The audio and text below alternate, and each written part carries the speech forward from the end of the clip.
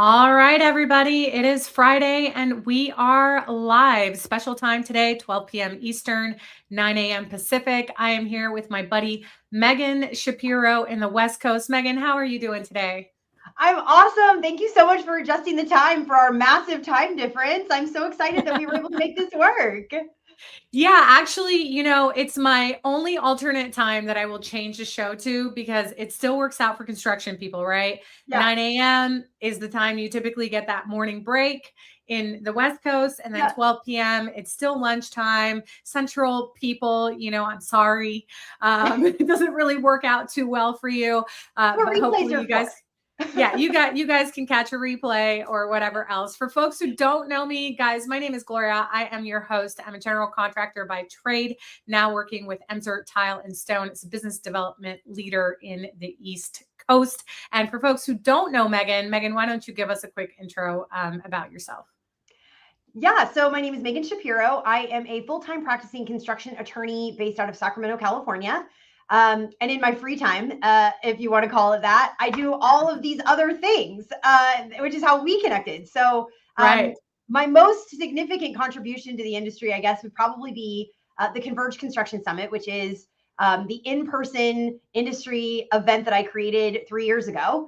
That Yep. I'm very fortunate enough to have you join as a speaker for this upcoming year. But I Yep. also I'm do, very honored and humbled to be a speaker for this upcoming year. We'll totally get to that, but yeah, yes. yeah. I also do contract coaching for the industry. I've worked with everybody involved in the industry, all the stakeholders. So I've done owners, I've done CMs, GCs, trades, material suppliers. I've run the gamut in my career. But I always say my heart belongs to the trades. So at the end of the day, they're my most favorite client, my most favorite to work with. Although again, like I said, I work across the board. So I do a little bit of this, a little bit of that. I do conference speaking, I do training, coaching, and I have a conference, and of course, still practice law in the meantime. In the meantime, full time. And, I think as millennials, right? We're both millennials. And as millennials, we kind of learned from the boomers that you can't just do one thing. That's how most of them got wealthy through either real estate or some sort of other investments, small businesses, side hustles, whatever you want to call them. There's always something or a tidbit extra. Yeah. And when I looked into going back into the corporate world, which is what people call it when you work for somebody else and you don't work for yourself.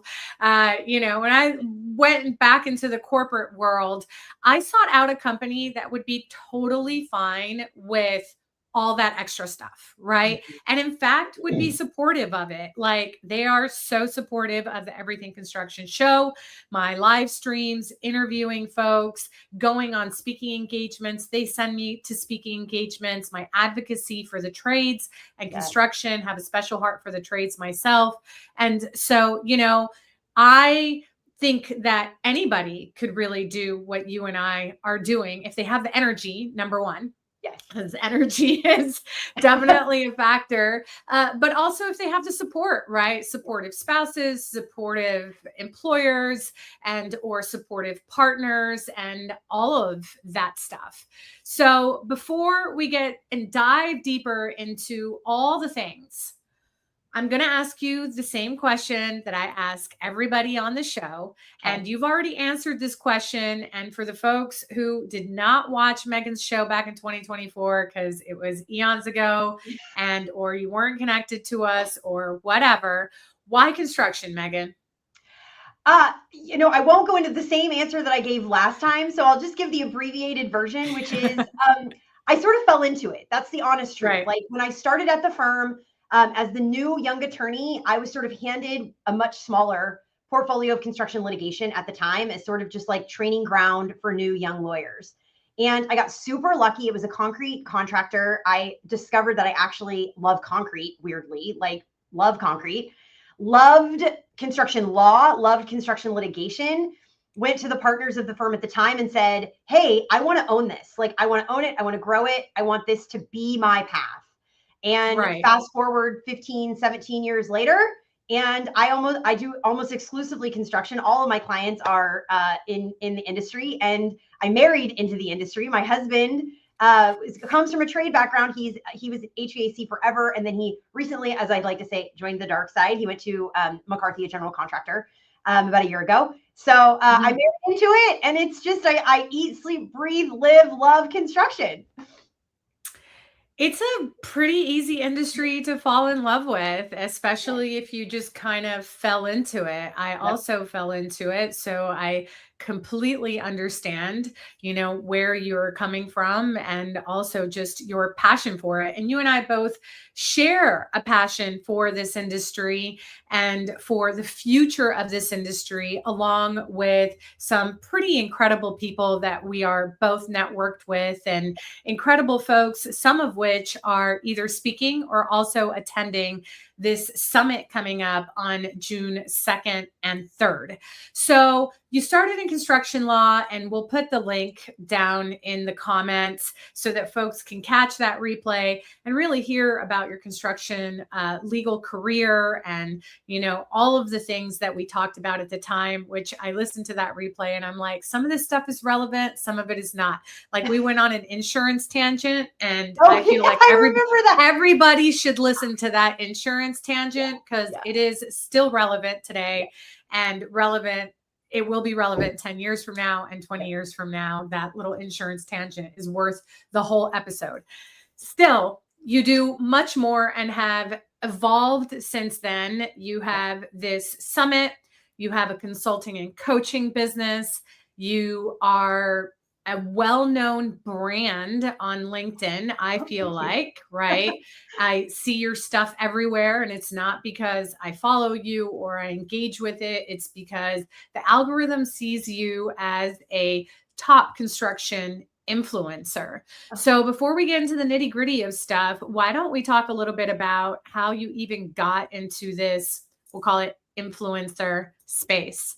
Well, first of all, I'm humbled that you would even characterize me as an influence. Like, wow, thank you.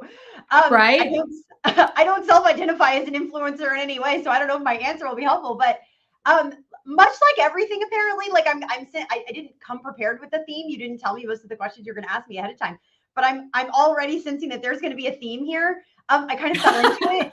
Yeah, I kind of fell into that too, right? I guess the takeaway is my life is lived unintentionally. I don't know, but I fell into it. So when I made the decision back at the end of 2023 that I wanted to, so the way that started, and again, I don't want to rehash everything we talked about last time, but for the purposes of giving context for this answer, what made me sort of look around my law firm and say, like, I want to do something else, I want to do something more, was I really wanted to be able to help more folks in the industry beyond just the ones that needed an attorney who's licensed in California, right? So as an attorney, I really only work with folks who are in California because I'm only licensed to practice law here. But so much of the knowledge that I've gained in my experience is like translatable to construction companies all across the country. It's not California law specific. Yeah. So I was like, okay, well, how can I help more people? How can I reach more people that would find my knowledge and experience helpful? And so that was sort of how I kind of started the side hustle thing, right? And so when doing that, I was like, all right, well, I got to find these people so that they know that I am out there to help them. How do I do that? Right. And I like a lot of people had a LinkedIn since I was like a law student, right? And I logged in once every 18 months when I thought about it. I was only connected with other local lawyers, judges, and mediators. I never posted. I posted when the law firm was hiring, nothing, right? So I was like, I don't know where else these leaders would hang out. So I'm gonna jump into LinkedIn and see what happens there. Well, so I started posting a little bit at the tail end of 2023. I got super lucky because one of our mutual connections, who's taken a little bit of a step back from influencer status himself, but I think he's getting back in the game, Lance Murayama, he found one of my posts early. And back then he had a wildly successful daily newsletter on LinkedIn. I remember that newsletter. Yeah, right. And so he featured my post within his newsletter. And so that kind of was my entryway into what I like to call the construction corner of LinkedIn, where all of these super amazing, awesome content creators are hanging out from the construction space. And because Lance was like my street cred, I got brought into the Cool Kids Club, and it all just sort of went from there. And so that's why I think I struggle to identify as an influencer. I just am like somebody who got super lucky that I met the right people in the right place at the right time and then made genuine relationships and connections with them. Yeah. And listen, I I think at our generation just kind of fell into everything because everything that was planned out for us did not work out the way it was planned out.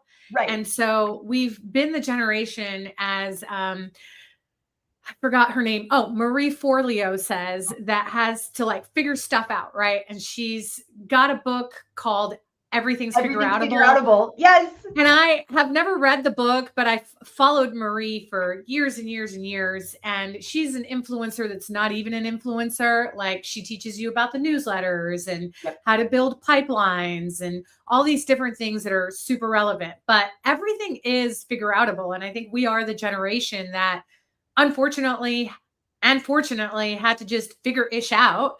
And we transitioned from no phones to beepers to, brick cell phones, having to text and figure out how to put 59. enough characters. Yeah. And all that stuff, right? Like, we've been through mini discs. Does anybody know what a mini disc is? Yeah. They had a hot moment Oh, and yeah. disappeared. Yep. Right. So MP3 players, all of the things. We're just that generation Napster. that's had to figure. Yeah. That generation that had to figure stuff out, even how to pirate music off the internet without getting caught and burning CDs that we would sell or give away or whatever else, right? You mentioned Napster. So, I mean, there's just, and we know how to code too, which is wild, right? Like, now there's AI that codes better than we did, but I do remember being in those classes. So it's no surprise to me that you kind of fell into it. I kind of fell into it as well. And I think it was right around the same time, honestly, that, and for me, it was another influencer. It was Jessie that kind of put me on the map. But it was also through Lance and a few other construction influencers. And, having that street cred, like you said, helped me catapult within the LinkedIn community relatively quickly, to the point now where I love having these shows because there's people from all over who come and watch or check out the replay. And we get all sorts of types of comments from folks that I've never even connected with or am connected to. And then I get to connect with them after the show, during the show, in the comments and all of the things. So, but being a influencer media personality within even just our small LinkedIn space comes with some sort of responsibility, right? And like you said, one of the influencers has kind of fallen off the map. I've been guilty of falling off the map myself several times, and I'm probably not as consistent with this live stream as I should be by all social media rules and everything else, but I have so much going on. So what are some successful tips or some success stories that you have with posting, whether it's LinkedIn or other platforms? Why did you choose LinkedIn of all of the platforms? So kind of meshing a couple questions into one.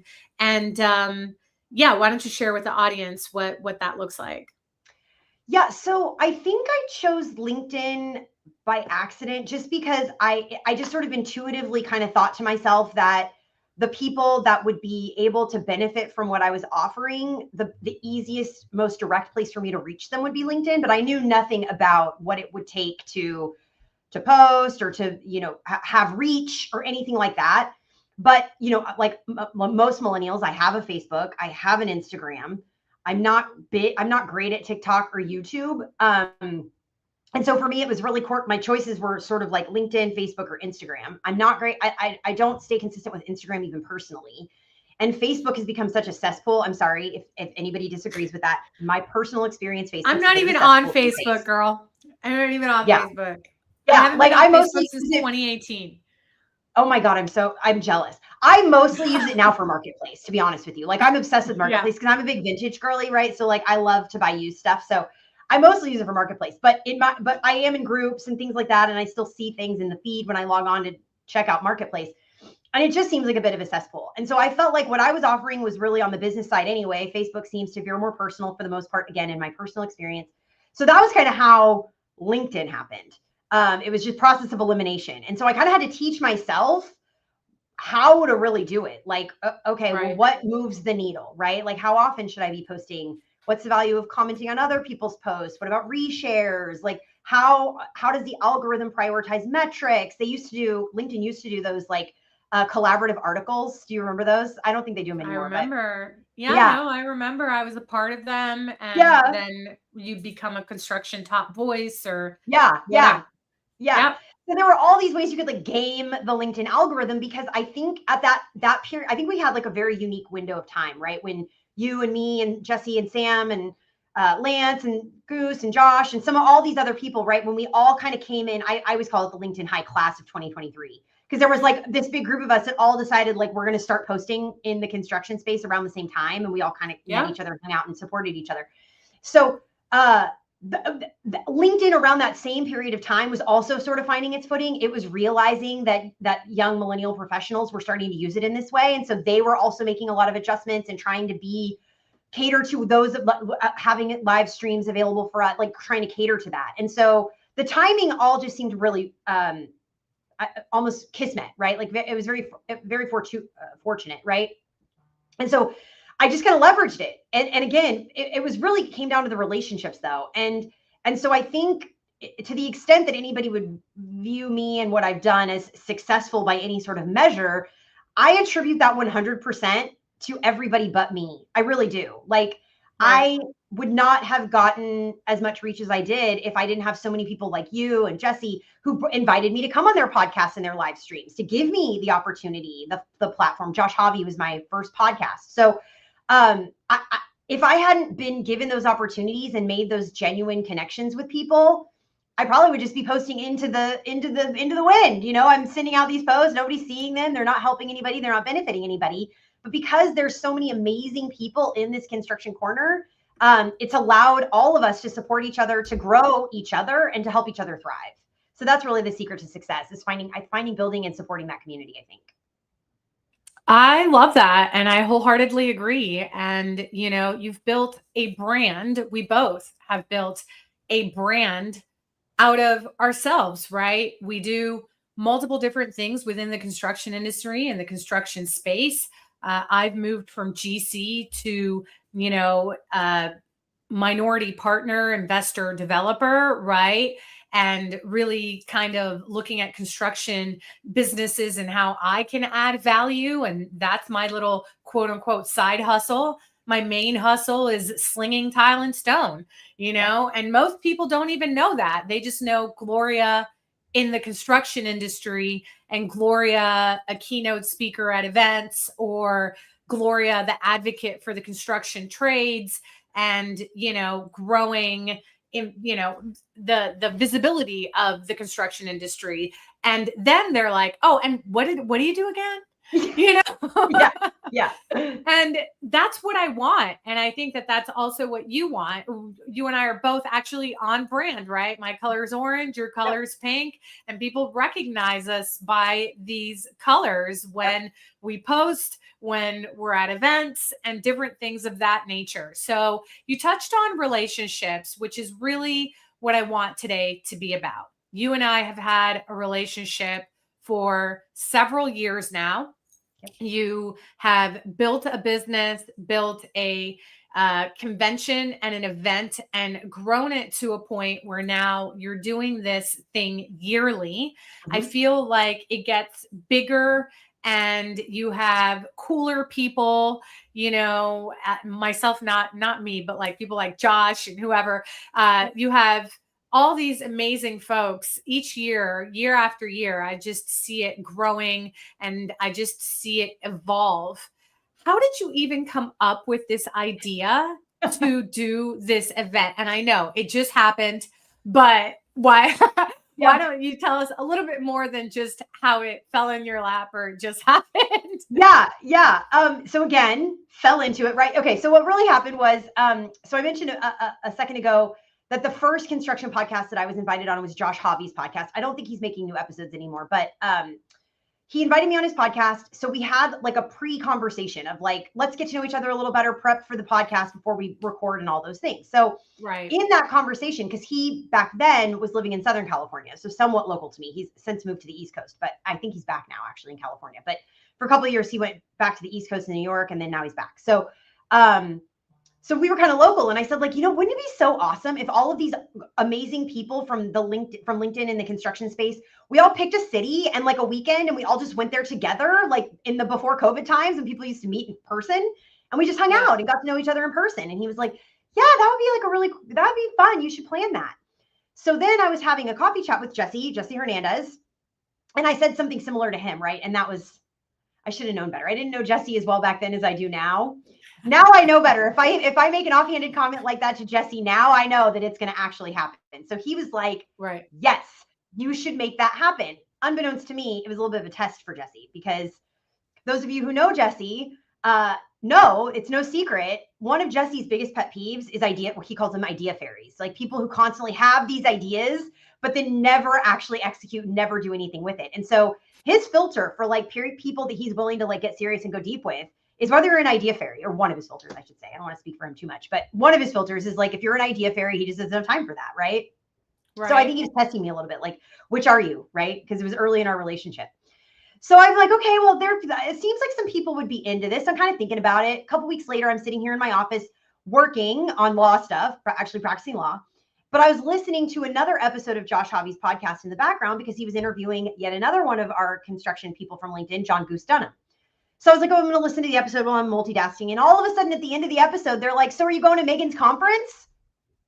And I'm like, is there a different Megan? I'm texting them. I'm like, what are you guys talking about? What's going on? So I'm like, well, I guess this is happening. So I was surprised to hear the word conference, because that was not what I had envisioned or what I had sort of floated. So I was like, okay, well, is that what people want? So I crowdsourced it. I posted on LinkedIn, and I was like, all right, this is my idea. Who's interested? People like commented. They're like, yeah, that sounds great. I'm like, all right, those of you who are really, truly in, and I would do polls on LinkedIn. I'd be like, what do you want it to be? Do you want it to be a conference with like programming? Do you want it to be a retreat? Do you want it to just be way informal, like I originally conceived of? Like, what do you want? So people voted, and they wanted a conference with programming. So I'm like, all right, well, where do you guys want to go? I don't really care. I want to go to a cool place, but like, where do you want to go? So I think I floated 5 different places. So that first year, everybody picked Savannah, Georgia. I was like, when do you want to do it? So everybody picked September, because they were like, oh, Savannah in September will be beautiful. So that first year, so then to close the loop, because I proved myself not to be an idea fairy, Jesse has been one of my biggest, most staunch, and John Goose Dunham. The two of them have been my biggest supporters from the very beginning, because I was like, all right, guys, I guess I'm doing this. And so they immediately were like, okay, we love that you're going to do this, but like, bless your little heart, you have no idea what you're getting yourself into. And I had no idea. I've never planned anything. I was like, I didn't know. So they're like, you're going to have to put down money for deposits. I was pre-revenue. I was not making any money in my business yet. So I was like, I have to do what? They're like, yeah, when you like book the hotel space, there's going to be what's called an F&B minimum. And I'm like, what's that? I was so clueless, right? I had no idea. So they were like, okay, we want to support you. We want to see how what this becomes. We're going to be your sponsors. So pick a venue. And when they inevitably ask you for a deposit, come back to us and we will pay the deposit as your sponsors. And I was like, oh my God, thank you guys so much. Because I had no idea what I was doing. So, but for my random idea, but most importantly, the early support of people like Josh and Goose, or Jesse and Goose, it would have never happened. And so that first year we went to Savannah, Georgia. There were about 18 of us the first year, I think. I was shocked. I got 18 people to take a flyer and fly to Savannah, because people came from all over, right? I came from California. Yeah. Jesse came from Texas. Goose came from Alabama. Like everybody came from all over, right? I couldn't believe I got 18 people to take a flyer on me and come to Savannah for a weekend. And so it was one day that first year. We did it on like a Saturday, I think. And most of the programming was me, because I didn't know what people wanted to hear about. So as my sponsors, they did some stuff, but most of it was me. And that was where the sort of do it like a lawyer brand was born. And so what I did was I took these sort of traditional lawyer skills of like negotiation, communication, persuasion, and I packaged it as like, all right, those of you in the construction space, these skills are translatable to you. So let me teach you how you can use these traditional lawyer skills to better your businesses and to better the industry as a whole. So that was a lot of the programming the first year. And then I was like, whew, did that. We're done. That was fun. Thanks, guys. See you around. And they were like, but where are we going next year? And I was like, okay. And that was how it snowballed. Yeah. So where did you guys go the second year, if you don't mind me asking? Yeah. So once I realized, so then they were like, let's do it again. I was like, okay, this is a thing. So that first year it had, it was not called Converge Construction Summit. That first year it had the very catchy name. Talk about branding. I was terrible back then. It had the very catchy name, Construction LinkedIn in Real Life, hashtag Savannah in September. Yeah. Yeah. So year two, I was like, okay, I got to get my shit together. This is not going to work. So that was Right. when I officially branded it as Converge Construction Summit. Converge, by the way, is the idea of those of us who support the construction industry, those of us in the industry, we're all converging together in one location to merge our skill sets, our value, our insight, our knowledge to elevate and make the industry better. So that's where the name came from. So I Right. officially branded to Converge. And then we doubled in size. We went to Sedona, Arizona last year in 25. So 24 was Savannah, 25 was Sedona. We still were one day last year. And the feedback that I got last year was we want to keep growing.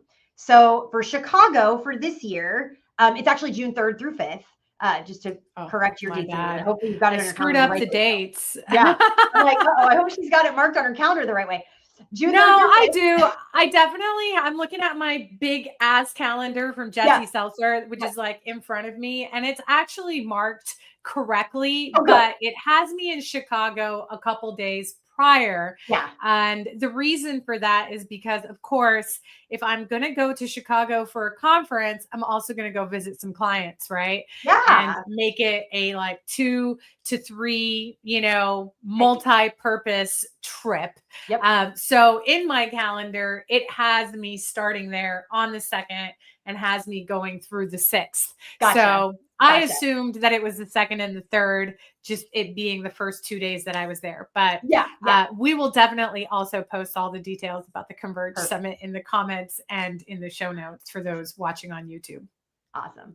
Yeah. So we're going to be the 3rd through the 5th. So this year we're going to do a day and a half of programming. So even though I said the 3rd through the 5th, that's because from the very beginning with Converge, because what I conceived of, what I wanted was this like opportunity to just meet people and form real connections. That was always my goal. Everybody else wanted conferencing, but I wanted the relationships. So I've always put a premium and priority on organizing super fun optional activities outside of the conference. So in Savannah that first year, we did like a haunted ghost tour, and then we did a riverboat dinner cruise that ended up having a Nice. DJ and a dance floor. And so we got to like dance and party all night. It was amazing, right? It was so much fun. In Sedona, we did a starlight or a stargazing desert Jeep tour in the Sedona Desert. Nice. So Nice. fun. And then in Chicago, we're doing the architectural river cruise. So of course, for those of you who don't know Chicago, the Chicago River runs through downtown and all of the beautiful, amazing architecture is there. And so we're going to do a cruise, an architectural cruise through the river. But the reason I say 3 days is because we also have like a welcome happy hour that is co-sponsored by me, and then John Goose Dunham co-sponsors a happy hour, a welcome happy hour. So that's on the evening of the 3rd. And then Thursday, the 4th, is all day conferencing. The riverboat cruise is Thursday evening, optional. And then we finish up half day Friday morning. So that way, if you are like most of us, you want to hang out in Chicago for the weekend, you've got half day Friday and then all weekend. So the other thing that I think really sets Converge apart is a lot of people bring their families. I'm bringing my whole family. People bring spouses, kids, all the things. And those people are more than welcome to come on all the fun activities. They can come to the conference too if they want. Might be a little boring for them, but they can definitely come on the fun activities, right? So like my son is going to be on the riverboat cruise. So it's going to be a lot of fun. Yeah, no, I've seen photos and footage of past events. Last year I couldn't go because I was literally moving from the north to the south and selling my company and doing a bunch of stuff that, folks can watch previous podcasts to see what that's all about. And then the year prior to that, the timing just didn't work out, right? And I do recall receiving an invite to go to Savannah. And, I was like, well, I'll make it. If I can make it, I'll make it. And, it'll probably be a last minute thing. Yeah. And then this year you put a call out for speakers. Yeah. And I actually did not think that you would pick me because I hadn't been to a previous Converge summit. Yeah. But I'm very, very passionate about the topic that I'm speaking about, which is this whole collaboration and partnership piece within the industry, especially now I'm on the supply side of the business, having been on the design build side of the business prior, and see things just so differently than I did when I first started my career with Sure. construction.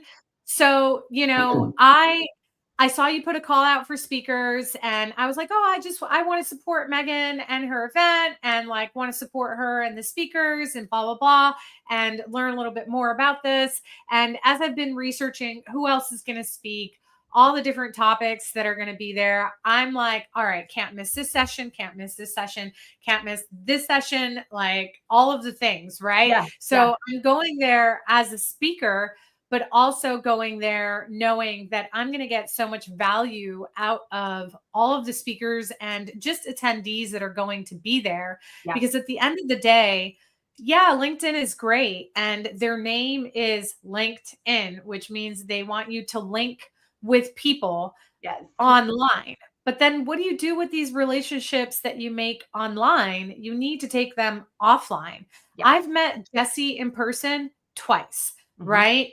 I've met other folks that I met on LinkedIn multiple times, done business with them. Some folks I do zero business with. I've never done a business transaction with Jesse. I've never done a business transaction with you either. Yeah. I've gotten a ton of value from you and your content, particularly when I had a design build business and all these different types of contracts. So, folks, if you're a contractor, particularly a sub trade, make sure you follow Megan because you don't want to miss on all the tidbits and tips that she gives you, especially on how to proofread your contracts and what red flags to look for. But meeting you all in person, spending time with you all in person, learning more about your businesses, how you run your businesses, your brands, what makes you tick, and more importantly, how I can continue to support you and your businesses, help you all grow. There's another book, I'm obviously a bookworm, guys, called Go Giver. And it has a lot of principles that I believe truly just came from scripture. And the more you reap or the more you sow, then the more you're going to get, right? Yeah. So you reap what you sow. And so you give and you receive more. And so there are people within our network that I have helped get contracts, get business, and maybe I didn't get something directly from them, but I have received tenfold what Yeah. I gave out. And so I live my life by that, not just in business, but my life in general. And everybody on my team at Emser Tile and Stone is the exact same way. If you hear my peer, Michael Weaver, speak also on podcasts and all the events that he does nationally as one of the spokespeople for the company, he will say the same thing on pretty much every interview. He wants to know every builder, every designer, every, you know, architect that could potentially buy tile and stone that and in return he's going to introduce you to every builder, every architect, every designer, every installer for your sake, right? Because you love the trades that could benefit from your services, right? Yeah. And we may or may not close a deal out of it. You may close a deal, we may not close a deal. It doesn't matter, right? The idea is that we want to build this network and this web where we are trusted and have vetted the people. Yes. And people do business with people they like, know, and trust, or people that somebody else likes, knows, and trusts. Yep. So if you were to refer me to an installer, for example, particularly being a construction attorney Hmm. or a contractor in South Florida, I'm going to know that they have their ish together just because they're working with you. Yeah. And I'm automatically going to want to work with that contractor in South Florida or that installer in California or wherever because they were already vetted by you. You wouldn't be sending me their information if you didn't trust them Yep. or trust that they would be doing their job properly. Yep. And knowing that I know that you know all the things about construction from waterproofing to concrete, because we talked about concrete, Yep. and all of the things that go into a proper tile installation, Mhm. I know that you're going to send me somebody vetted that's not going to cut corners and that's going to do right by my clients if they're asking me for a preferred tile installer. Yep. And that happens a lot. I'm not on the install or the build side anymore, but while I'm selling the product, inevitably people come to me and they're like, who do you trust to Yeah. install this, you know, incredibly beautiful tile that I just spent $50,000 on, Yeah. or 5,000 or 500, right? Because we run the gamut on price points also for Yeah. tile. Yeah. So, and I'm only going to pick people that I know, that I like, and that I trust. And if it's a market that I don't know, I'm going to be like, listen, I have absolutely no idea, but I'm going to reach out to a couple contacts and I'll get back to you. Yeah. And Absolutely. so that's what really the game of collaboration and partnerships is about. And there's a lot more that goes into it that I'll go in more depth at my session at the Converge Summit. But the reality is that the best way for people to grow their businesses is doing exactly what you and I have been doing for years within our network, within the LinkedIn network, and getting to know other people outside of the immediate 5 or 6 people that we're liking and commenting on every single day. I love one thing about LinkedIn, that if you comment on somebody's post, they'll recommend it to me because you and I are connected and we engage with each other's posts quite a bit. And then I'm like, oh, I don't know who this Joe Schmo is. Yeah. Like, let me see what he does. Oh, wow, this is a luxury builder in North Carolina. Well, heck, that's part of the East Coast. That's my region. And I can reach out to them and be like, hey, I saw my buddy Megan commented on your last post and said this, this, and this. And I just wanted to add this or whatever. Right. Yeah. And I start to build a relationship with this person. And so LinkedIn works in many different ways. I think social media, there are so many different types of social media strategies, but I always go back to, who do I know? Who do they know? And how can I just expand my network with the same people that I'm already working with, that I'm already dealing with, and that I enjoy spending time with? I would not be going to Chicago if I did not like your company and that of the other speakers and folks that are going to the event.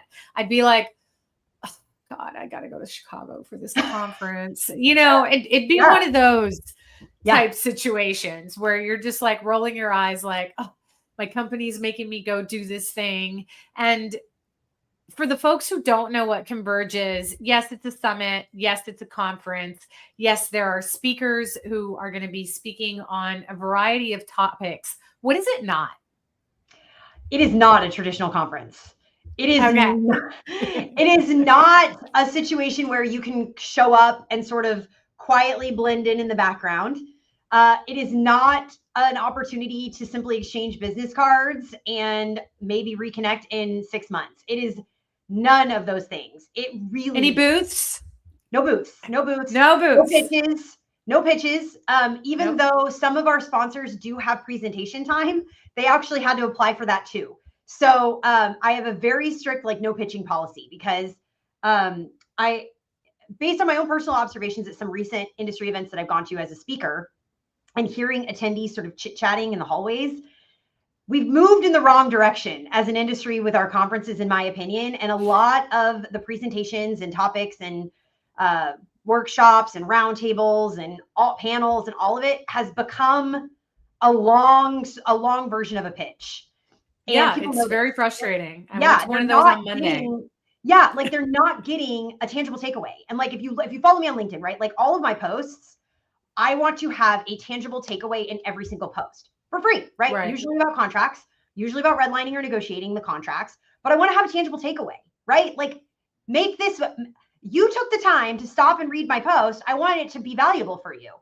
For 10 sure. times that for coming to a conference, right? I'm not bringing you into the room to be pitched at. Despite the fact that a lot of us are service providers to the industry, we're not bringing you into the room to be pitched at.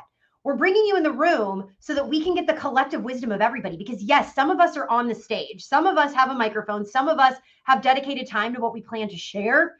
But everybody in the room has valuable information, valuable experience to add. And so there's For sure. intentional time built into the agenda and the schedule to get everybody's group think, everybody's collective brainstorming on industry issues and problems that are facing us all. And so it's not a pitch fest. It's not your standard conference. It's collaborative. It is value forward. It is tangible takeaways. It is collective wisdom to elevate the industry as a whole, with the idea of how can we continue to support each other and help each other's businesses grow and make the industry better while we're doing it. And truth be told, those are the only type of conferences that I'm interested in 2026. I go to one large conference a year. That is the International Builder Show. It was in Orlando this year. It was, I'm sorry, Orlando. I love you guys. It was a shit show. And it's normally in Las Vegas. Thank God it's going back to Las Vegas next year. But even then, it is very, very overwhelming. And there are 80,000 plus people that go in and out of those revolving doors on a regular basis. So you are lucky, blessed if you even connect with a small, minute percentage of those people. And I know influencers, people that I talk to on DMs who are so busy at these conferences that we can't even catch a moment to give each other a hug and say hello, even though we are a couple booths away from each other at this conference the entire time, because the schedule is so jam-packed. Mm-hmm. So conferences like this, conferences like Coalition, Contractors Coalition Summit, which is another really small, intimate conference that the company that I work for sponsors and is heavily involved in, those are the type of conferences that I want to go to, where it's a much smaller, intimate group of people, 50 less, or, around ish that number. And I have no idea how many people are registered for this conference right now. And we're going to get to that in a moment. But I want an intimate setting where I can meet the right 2 to 3 people, because I recognize, even if there's 20 people, 18 people, 50 people or whatever, not all of those people are going to be my people. And maybe I'm just connecting with those people so that I can have them in my Rolodex as the construction plug, which is what I call myself. And then when somebody says, hey, I need X, Y, and Z, I can say, oh yeah, I know Josh, and he does that, or I know Jesse and he does that, or I know Megan and she does that, etc. Right? So sometimes it's just a matter of, hey, these people are in my network now and I have them in my back pocket so I can offer them as a resource to other people that may need them, right? Yeah. And so for every conference that I go to, I have the exact same mentality. I'm not there to meet everybody. I'm not there to hand out 100 business cards. In fact, I very rarely even go to conferences with business cards anymore. I just whip out my cell phone, ask them for their cell phone number, and text message them right then and there. I'll take a selfie with them and I'll be like, I'm going to text you this selfie so you remember who the heck this is from, because I'm sure you're talking to a bunch of different people. And then once the dust settles in a week, 2 weeks, 3 weeks from now, let's pick up our conversation where we left off. And typically we do. And it's fabulous. There's no email that was written by chat bots or AI that they receive after the conference that says, it was so nice to meet you. I'd really love the opportunity to work with you and blah, blah, blah, blah, blah. That doesn't work, guys. I mean, it works, but it takes a lot more work. So if I really want to connect with you at a conference, I'm going to whip out my cell phone. If I ask you for a business card, then probably not that interested. Will I reach out to you? Yeah, eventually. It might be 6 months from now, like you said earlier in the conversation, when I find the business card in the bottomless pit that is my laptop bag. But even at this point, if I'm not interested, I'm not even going to ask you for a business card, because I don't want to waste your paper. Yeah. Yep. And I'm at a point now where when I do go to conferences and I select the conference, I'm so selective on the conferences I get invited to speak all the time. I am going to conferences where I know I'm going to like the people that go there Yeah. because they are vetted and they are people that, are paying a premium to go to these conferences so that they can get the value that you and I have been talking about for the past 30 minutes or so. And so, if anything, I want people to take away from today's episode that number one, having a construction brand or having a brand where you brand yourself before you brand your business, super important. Number two, just get started on whatever this social media journey looks like for you. I am pretty heavy on LinkedIn, on and off on Instagram, and, doing a lot more on Instagram now that I'm on the supply side and working with a lot of designers because that's kind of where they live. Yeah. And, I still don't know what I'm doing, but you just kind of get Figure it started. out. Yeah. And then the third thing that, I want people to take away from today is that conferences, meetups like this, because sometimes it's just a local meetup, or, events that are specifically curated for a niche industry. So it could be data centers. I've gone to some awesome data center, data driven conferences, this construction summit, or things that are supply specific related, etc., are where your people are going to live and where you're going to foster and build those good relationships. You do have to pay to play. And I'm sorry, but free things don't work. There's always a cost to that free thing. And that's going to be you getting to the conference. You may get the free food, but you're going to listen to 3 sales pitches on stage and not really get any value out of the 3 people that are, and that was literally what happened to me last Monday. All they were doing was pitch, pitch, pitch, pitch, pitch. Yeah. And I didn't really see the value, but in one speaker. And this one speaker, actually, I don't even know what he does. And that's how I know he was really there to give value.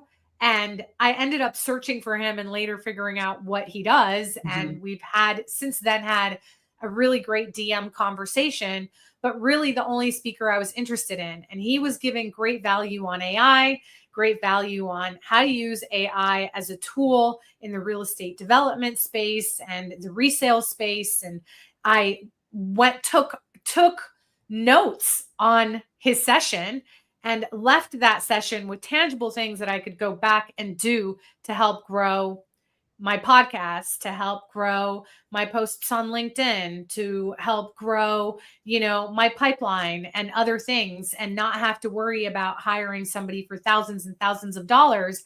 I just didn't know the proper prompts to give AI to do so. Yeah. So for folks who didn't know before today what Converge was, but really, really are interested in Converge, number one, are there any tickets available still? There are. We have a Yes. few left, but time is running out because Time is running out because not only is the date just rapidly approaching, but I've got to cut off ticket sales so that I can confirm numbers and final food counts and everything with the hotel. So no ticket sales beyond March 15th, or I'm sorry, May 15th, not March. May 15th is our ticket sales cutoff. So we do still have some tickets left. You can get those at convergeconstructionsummit.com or just hit me up on LinkedIn. And I'll get you to where you need to go. But all of the details are on the website, including all of the speakers that are going to be there, what their topics are, the full agenda of what you can expect by coming to Converge, hotel information, where to get the tickets for the architectural riverboat cruise. Everything Converge lives on convergeconstructionsummit.com, so you can get it there. But certainly get your ticket before May 15th. And for those folks who are already going to the conference, right? Yeah. And you've already booked your ticket, you've already booked your flight, you've booked your hotels and all of that stuff. I want to say kudos to you for making that commitment for you and your business, whether it's your own business or you're an intrapreneur like myself within another business, because I truly feel like I run my own business within the corporate entity that I work at. Bless you. Yeah, no worries. Corporate entity that I work at, I truly feel I run my own business. So congratulations to you for, like, while she coughs, making this purchase and making this commitment. I would love it if you are watching today's episode and you've gotten this far, if you could just add in the comments why you chose to go to Converge Summit, so that other folks who are interested in the summit don't just hear from myself and Megan about how amazing it is, but also hear from others who maybe have gone in the past or are interested in going this year, have already purchased, so that, we can get the right people in the room. I'm a very spiritual person. Most people know that. And so I truly believe that, we are put in the right place at the right time. Even in 2023, when this very intimate group of construction, folks decided that we were going to make some noise on LinkedIn, and we all decided collectively we we're going to make noise at the same time. And, we ended up connecting in the manner that we did. Outside of Converge Construction Summit, how can people find you if they're interested in working with you or receiving coaching sessions from you? I know you were recently in South Florida working with a client here. So I know you work nationally with folks. How can they find you? Probably the easiest way is either LinkedIn. So it's Megan Shapiro, but it's at Construction Contract Coach to keep it easy. And then everything that I do is housed at meganshapiro.com. So I've got a bunch of different websites for each of the things that I offer, but it's all linked through meganshapiro.com. So that's probably the easiest place to find me. All right. Amazing. Well, you heard it here today, folks. meganshapiro.com. Everybody can find me at gmariefuentes.com. Very similar concept. You can find all of the websites and all of the links to everything that I am doing, working on, places that I'm speaking at, etc., on gmariefuentes.com. So it's like one big hub. And of course, here on LinkedIn, you can shoot me a DM and I will either point you in the right direction or start a group chat, with the right folks. You want a warm intro to Megan? Happy to do so. Just shoot me a DM. I'll put you guys in an email or put you guys in a group chat together. Megan, thank you so much for your time today. Really, really appreciate you taking the time early in the morning on the West Coast. I know you still have the whole rest of your day. I am wrapping up my lunch hour, going to grab a quick bite to eat and get back to meetings myself. But thank you so much for being here. Thank you so much for your time. Thank you for all the tidbits and everything that you do. And girl, I'll see you in a couple weeks. Yeah. Thank you so much for having me again. I can't wait to see you in a few weeks. All right. Bye, everybody. Bye.